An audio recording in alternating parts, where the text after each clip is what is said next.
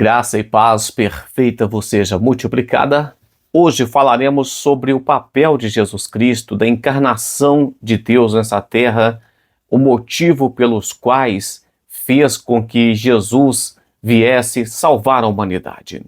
Todos os dias estamos aqui, leitura da palavra, entendimento, explicação da palavra e uma oração, é um devocional, uma forma de buscarmos a Deus, de aproximarmos a Deus, de conhecermos melhor o nosso Deus. Obrigado você que tem curtido, comentado, compartilhado todos os dias. Deus abençoe grandemente a sua vida. Livro de 1 Timóteo, capítulo 1 e o versículo 15. Esta é uma palavra fiel e digna de toda aceitação, que Cristo Jesus veio ao mundo para salvar os pecadores, dos quais eu sou o principal. Então, Jesus Cristo veio salvar os pecadores. E por que é que Jesus Cristo veio salvar os pecadores? Existe pecadores e existe justo. Justo não precisa de arrependimento. Mas o livro de Romanos, capítulo 3, versículo 10, vai dizer que não existe nenhum justo sequer, nenhum. E é nessa hora que entra o papel de Jesus Cristo. Mateus, capítulo 9 e o versículo 13, ele vai dizer: eu não vim chamar os justos, mas os pecadores. Ele veio para aquele que precisa dele.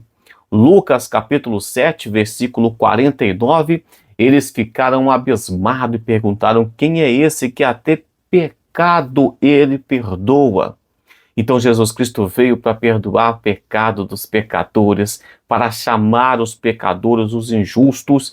Ele veio para trazer salvação para aquele que estava precisando.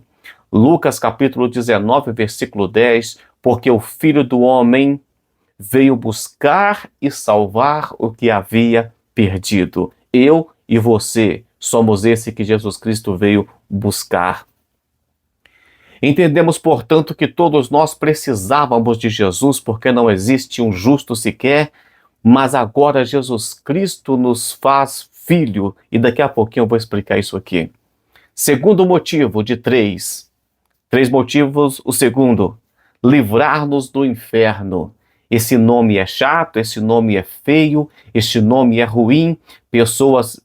Para de assistir o vídeo quando eu falo de inferno. Se estiver pregando na rua, em uma praça pública, as pessoas podem agredir você. Se você estiver pregando na igreja, as pessoas não glorificam, não acham graça nesse negócio de pregação sobre o inferno.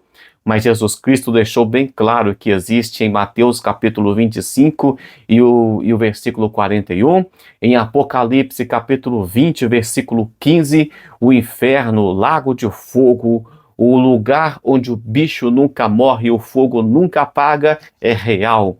E todos aqueles que dizem que não existem inferno, infelizmente, está com a grande possibilidade de morar ou de viver o restante da vida no inferno. Terceiro e último motivo pelos quais Jesus veio a essa terra. Ele veio por amor. Olha só o que está escrito em João capítulo 13, versículo 16. Porque Deus amou de tal maneira que deu seu Filho unigênito. Deus amou o mundo de tal maneira, não é? João 13:16. Porque Deus amou o mundo de tal maneira que deu o seu Filho unigênito para que todo aquele que nele crê não pereça, mas tenha vida eterna. Então o amor de Deus traz vida eterna para a humanidade. E isso reflete em nossa vida de diversas formas.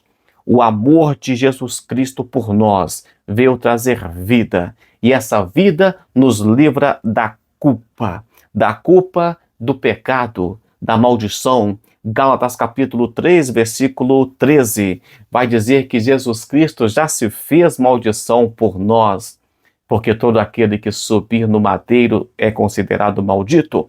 Jesus Cristo já levou a nossa culpa. Você não é mais maldito e não existe mais maldição em sua vida. Jesus Cristo já acabou com isso. Vemos, por exemplo, em Em Romanos capítulo 6 e o versículo 14, porque o pecado não terá mais domínio sobre vós, porque agora vocês não são mais da antiga aliança, mas da nova aliança. Então, a graça de Jesus Cristo, o amor de Deus que veio salvar a humanidade, veio nos dar poder de estar livre do domínio do pecado, porque o pecado não tem mais domínio sobre a nossa vida. Romanos capítulo 6, o versículo 14. Olha só também o que vai dizer no livro de João, capítulo 8, versículo 36. Se, pois, o Filho vos libertar, verdadeiramente sereis livres. Então, Jesus Cristo veio nos livrar. O amor de Jesus Cristo, ele nos livra da culpa do pecado, ele nos dá poder sobre o pecado, né? Ele nos tira do domínio do pecado e ele nos faz livres. Se, pois, o Filho vos libertar, verdadeiramente sereis livres. Mas a pergunta é, e aí? Todos pecaram e destituídos estão da glória de Deus? O texto vai dizer que não existe um justo sequer. E como é que eu sei se Jesus Cristo me aceitou, se eu sou um crente salvo ou não? Livro de Romanos, capítulo 8, versículo 16.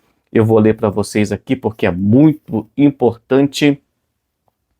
O próprio Espírito testifica com o nosso espírito que somos filhos de Deus. Se somos filhos, logo somos herdeiros, também verdadeiramente herdeiros de Deus e co-herdeiros de Cristo, se é certo que com ele padecemos, para que também com ele sejamos glorificados.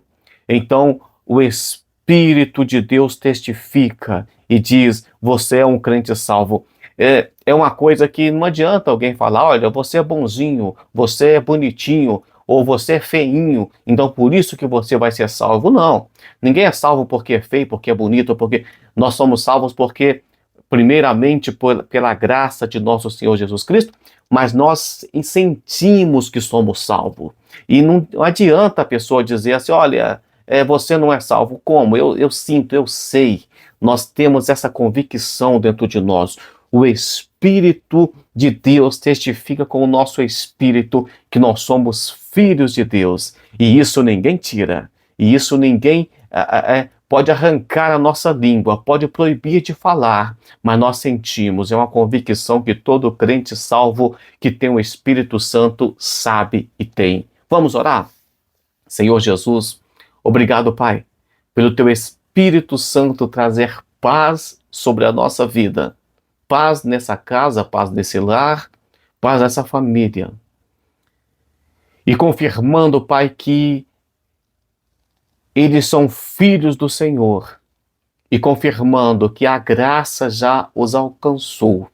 Obrigado, Pai, porque essa bendita esperança, porque a graça do Senhor nos alcançou. E não somos salvos por testemunhos de homens, ou por uma bênção de um pastor ou de um padre, mas porque sentimos pelo Teu Espírito Santo que a Tua graça nos alcançou, porque andamos nos Teus caminhos, fazemos a Tua vontade e reconhecemos que o Senhor é o único mediador entre Deus e os homens. Deus te abençoe e até amanhã com mais um devocional, se o Senhor assim o permitir.